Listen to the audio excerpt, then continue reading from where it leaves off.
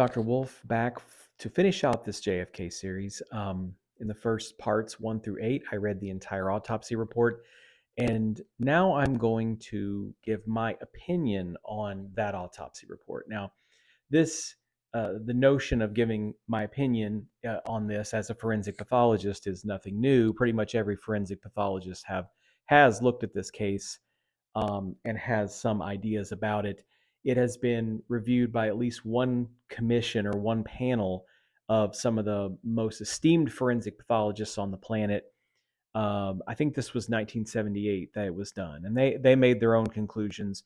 I tried not to read all of their stuff, and then so I didn't want to be biased. I wanted to come to my own conclusion based on my own training. So basically, with this autopsy, I wanted to talk about what I think maybe could have been done better to prevent the problems that arose in the years after this when it was reviewed. Maybe some holes in the report. So I'm going to talk about that. So, for people who are interested in forensics or going into forensic pathology, this will be of particular interest to you because this is some of my personal philosophy about high profile cases and things that you should think about because someday you will be doing high profile cases if you go into forensics. So, first of all, this case, there was no need for it to be rushed. Now, again, this is 1963. This was the assassination of the American president. His wife was absolutely against autopsy. So, the rushing that they did was basically external pressure from the family, pressure from Secret Service. Um, but they did the autopsy the same day, which for a homicide case, you will occasionally do that. But for the most part, with homicide cases, you're going to wait at least 1 day before you do the case. And that's because there is a lot of information that needs to be gathered, such as information from witnesses. In this case, it would have been, was there more than one shooter seen? What type of weapon did the shooter or shooters have? Also, there would be police reports. Was the assailant caught? What angle did he shoot from? So when we do homicide cases, we do usually get this information. Now, I personally do not try to get every single detail on purpose because I want to do the autopsy and then I want to see if it matches up with what the police was already suspecting. I don't want to bias myself. But in this case, it would have been helpful for them to take the time to basically gather that evidence. And not only that, but evidence from the vehicle itself. So, were there any other bullet holes in the windshield or in the seat? What was the extent of Governor Connolly's injuries? Because that's going to help you with bullet trajectories and things like that. So, doing it only 6 hours or so after he was shot was far too quick. It should have been 1 or maybe even 2 days later. It could have even waited a little bit longer, honestly.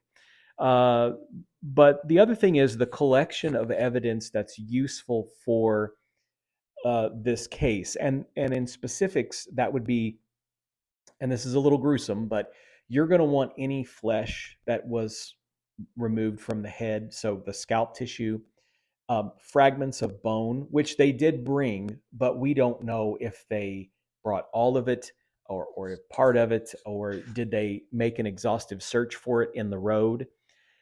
Also, would be that bullet that passed through him. Were there any other bullet fragments in the vehicle on the road?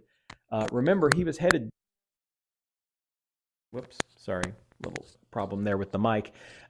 He was headed toward an underpass, and a bullet supposedly, went through and missed both of them and went through the front window of the vehicle. So, where's that bullet? Are there fragments there? This is all helpful to know how many shots we're looking for, how many injuries we're looking for. So, you have to understand that this pathologist did that case with none of this information that I just said. He just did it cold. He knew Kennedy had been shot, and he did the autopsy. So, a lot of helpful information could have been gathered there. Now, the second thing is they did full body x rays. However, um, you need time to look at x-rays. Okay, we do full body x-rays sometimes with homicide cases, um, or you really should if they're gunshot wound cases or if they're stab wound cases, because sometimes bullets can fragment, and even though you've got a gunshot wound to the neck, somehow a fragment ends up in the leg. I have had that happen before where it was a clear gunshot wound to the head case, but somehow there was a bullet in the leg. And it was basically because the bullet ricocheted and went back into the leg of this one particular person. And I think that it would have been nice for them to get PA and lateral x-rays of every single part of the body with intense study of those x-rays with expert radiologists. I don't know if radiologists looked at those at the time of the autopsy in the Naval Academy there, medical school. Certainly it's been looked at later. I mean, like, dozens of years later, people are still looking at these x-rays. But you want to have a little roadmap for your autopsy. You want to know where you should be looking for bullet fragments, because in this case, every little fragment would have mattered. So I would have said more time for x-rays. Obviously, CT scan and MRI was not available yet. Third would be to limit the number of people in the autopsy room. Okay. When you do homicide cases, everybody and their brother tries to come to these cases. Usually, you have the forensic pathologist, you'll have the autopsy assistant. Sometimes you'll have two autopsy assistants. You'll have people from the prosecutor's office, legal representation. You'll have basically EMTs that might have been on the scene. You might have other medical professionals, and sometimes you'll have other representatives from coroner's office or medical examiner's office who are just hanging around. Police is always there. And it's not usually just one police officer. Usually there's a couple, maybe even two or three. So you might do this homicide case for gunshot wound and have 15 or 20 people in the room. And it's really oppressive because people are talking, people are staring over your shoulder and breathing down your neck. If I were in charge of this case, I would have said, we need me, the autopsy assistant, maybe a couple of Secret Service, and that's it. Like it can't be any more than that. So I think that there was a lot of pressure on this pathologist because of everyone looming over him. And I have felt that before in my own cases. People want answers within 1 second of starting the autopsy, and they don't realize that that's just not how things work. Now, here's more of a true forensic point here, and that is when you have a case where the skull is fragmented, you want to get every single piece that you can of bone, and you want to try to reassemble that skull. You want to actually try to put the pieces together like a puzzle. And that's going to help you rule out any other entrance or exit wounds of the head. So, in this case, we know there was an entrance in the back of the head, and we know there was an exit on the right side of the head. However, it was quite a large exit. I think it was 13 centimeters in maximal dimension, or 5 or 6 inches in maximal dimension. So the question is, are all the bone fragments accounted for? Are they all fit together so that we can rule out an entrance, let's say, from the side? Because we know that there's a grassy knoll theory. That's something that's existed for years. And basically, if you had those pieces, you're going to know if there's another entrance. So we don't know to what extent those pieces are present or not. The pathologist did say that the size of the fragments approximates the size of the open wound. That is helpful. That is reassuring that there weren't like several pieces missing. But I would have liked to seen them tried to fit together like a puzzle. And secondly, you definitely want to photograph not only fitting it together with like a puzzle, but you want to photograph each individual piece. In this case, I would have probably tried to do it myself.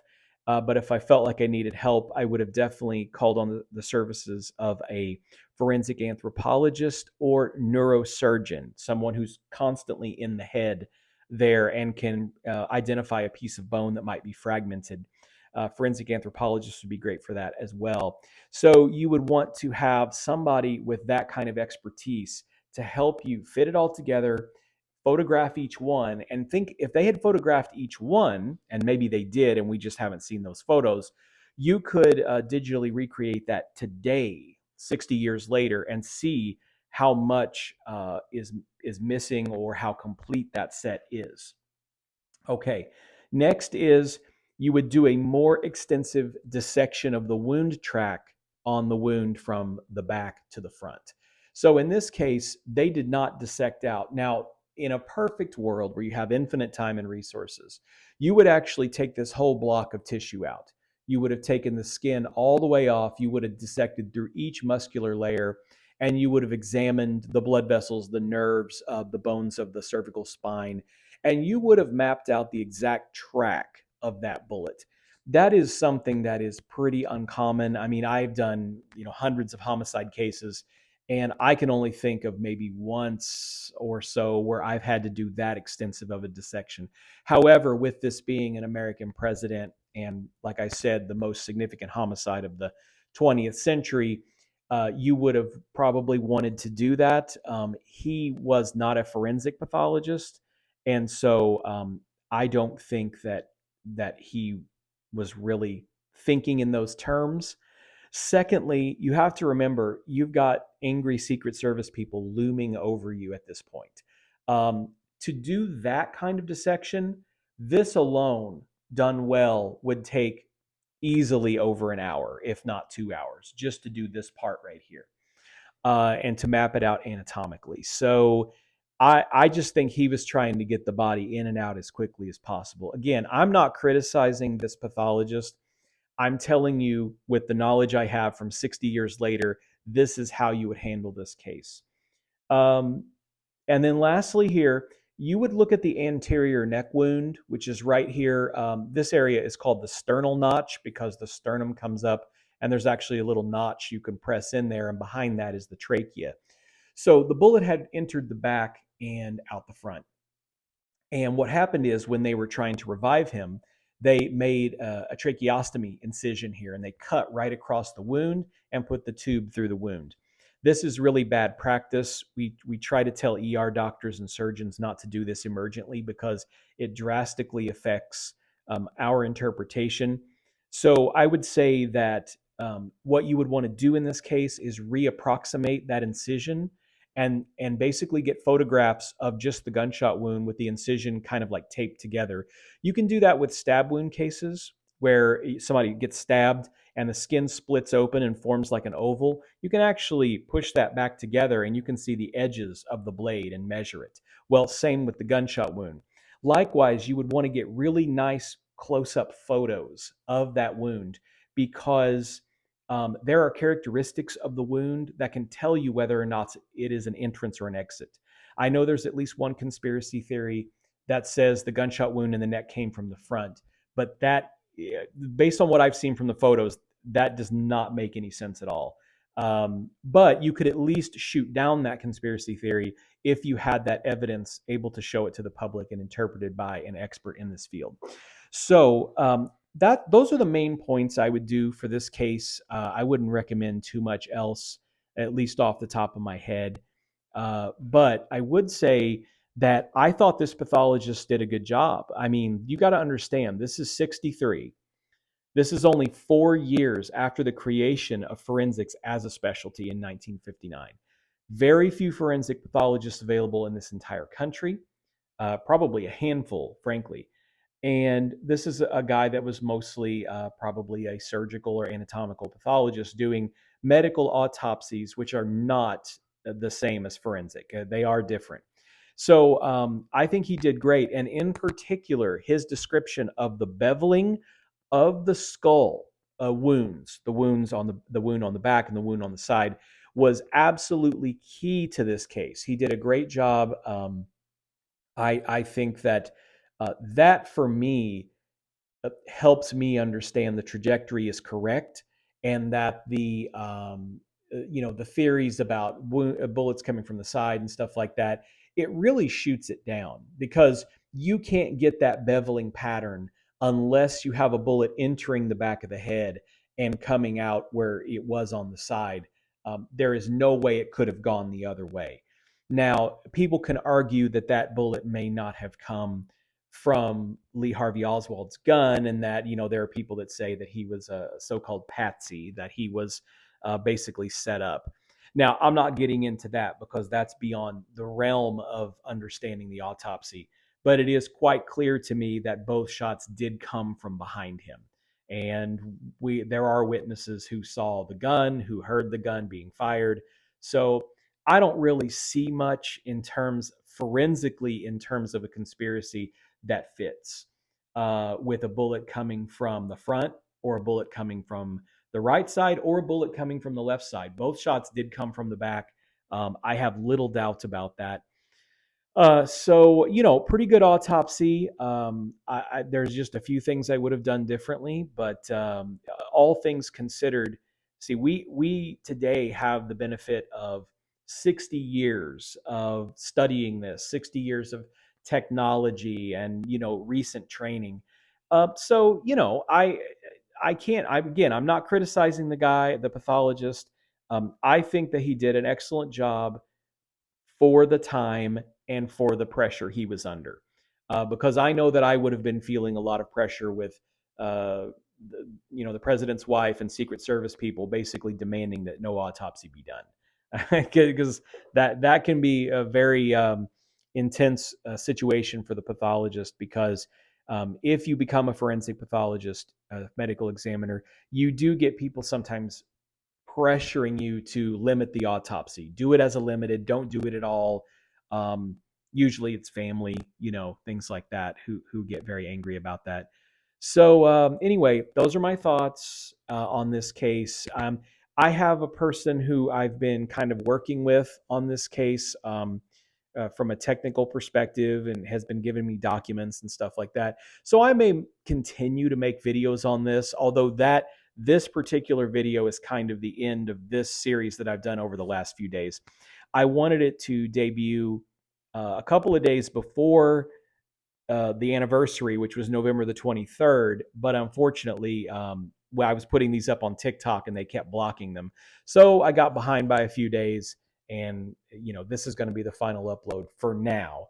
But if I decide I'm going to put out a little more information on this, I will definitely just continue to make these videos for my YouTube, and maybe have more figures or more examples that we can learn from. Anyway, thanks for listening.